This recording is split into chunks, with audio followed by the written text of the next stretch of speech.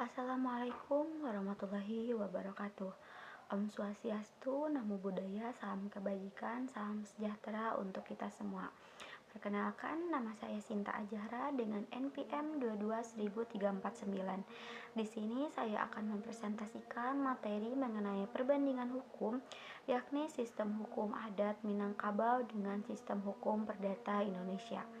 Yang pertama yakni ada pengertian, di mana hukum perdata memiliki pengertian yakni hukum yang mengatur hubungan individu atau badan hukum yang diatur dalam Kitab Undang-Undang Hukum Perdata atau KUH Per yang sifatnya lebih formal serta terstruktur. Adapun berbeda dengan hukum adat, yakni hukum adat ini merupakan hukum yang tidak tertulis, yang lahir dan tumbuh dari kebiasaan serta tradisi masyarakat. Nah, di Indonesia hukum adat bervariasi antar daerahnya dan mencerminkan nilai-nilai budaya lokal. Salah satu contohnya yaitu hukum adat Minangkabau yang terkenal dengan sistem hukum adat yang menganut sistem matrilineal.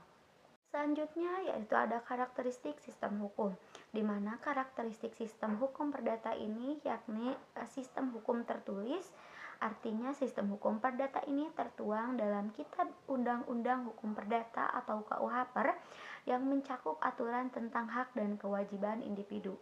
Yang kedua yaitu ada individualistik, di mana hukum perdata ini fokus pada kepentingan pribadi individu atau badan hukum, yakni mengatur hubungan antar subjek hukum. Yang ketiga yaitu ada hierarkis, di mana sistem hukum perdata ini bersifat bertingkat, artinya norma yang lebih tinggi akan mengatur norma yang lebih rendah, sehingga akan terciptanya struktur hukum yang terorganisir dalam penerapan hukumnya. Berbeda dengan hukum adat, di mana hukum adat ini tidak tertulis, artinya berkembang dalam praktik sosial serta dalam kesepakatan masyarakat. Adapun karakteristik hukum adat ini yakni kolektif, di mana dalam sistem hukum warisnya masyarakat adat dimiliki secara bersama-sama oleh kelompok keluarga dalam harta warisnya. Yang ketiga yaitu ada fleksibilitas, di mana hukum adat dapat disesuaikan dengan kebutuhan masyarakat setempat seperti di Minangkabau. Selanjutnya yaitu perbandingan sistem hukum dalam aspek perjanjian atau kontrak. Nah, dalam sistem hukum perdata, perjanjian atau kontrak diatur di dalam Undang-Undang Hukum Perdata atau KUH Per yang mencakup aturan tentang kesepakatan, persetujuan, syarat sahnya perjanjian, atau akibat hukum dari perjanjian yang dilanggar.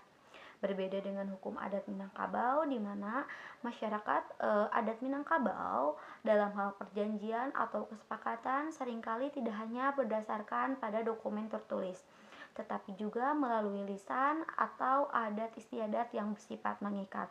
Contohnya dalam tradisi pernikahan, keduanya lebih mengutamakan ikatan adat dan sosial daripada hanya sekedar kesepakatan tertulis. Selanjutnya yaitu perbandingan sistem hukum dalam aspek sengketa dan penyelesaiannya, di mana dalam penyelesaian sengketa sistem hukum perdata Indonesia ini dilakukan melalui jalur pengadilan, baik melalui pengadilan negeri atau melalui mediasi sebelum ke pengadilan.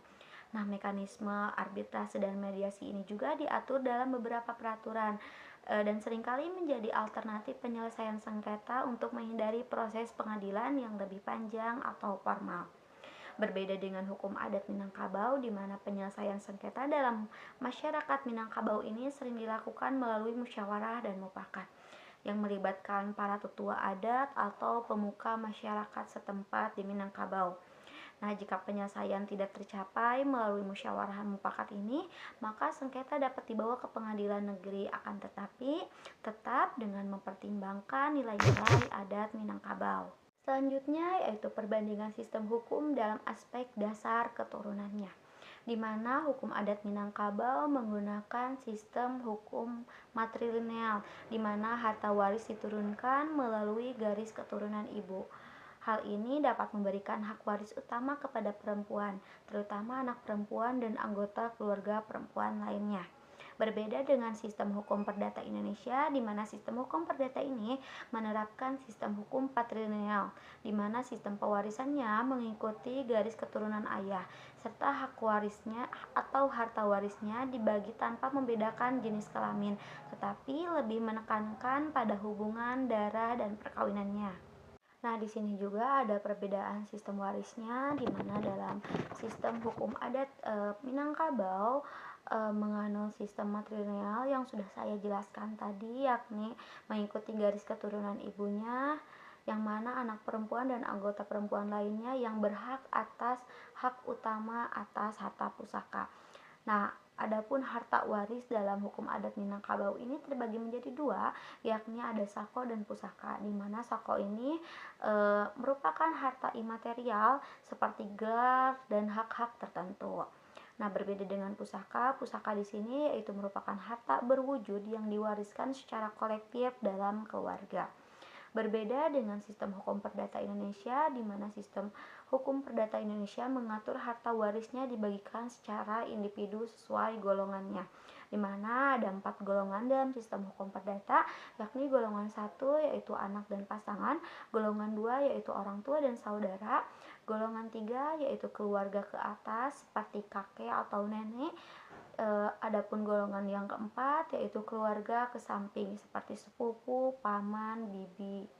Nah, selanjutnya perbandingan sistem hukum perdata Indonesia dengan sistem hukum adat Minangkabau dapat kita lihat dalam aspek pernikahan, di mana dalam sistem hukum adat perdata ini pernikahan diatur dalam Undang-Undang Perkawinan Nomor 1 Tahun 1974, yakni undang-undang tersebut memberikan kebebasan bagi setiap individu untuk memilih pasangan tanpa adanya ketentuan mengenai garis keturunan atau asal-usul dari pihak keluarga.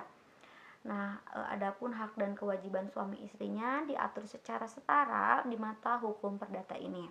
Berbeda dengan sistem hukum adat Minangkabau, di mana dalam adat Minangkabau ini pernikahan lebih mengutamakan prinsip matrilineal atau sistem hukum adat, di mana setelah pernikahannya suami akan tinggal bersama istri dan anak-anak yang dilahirkannya akan mendapatkan status dan haknya berdasarkan garis keturunan dari ibu atau matrilineal.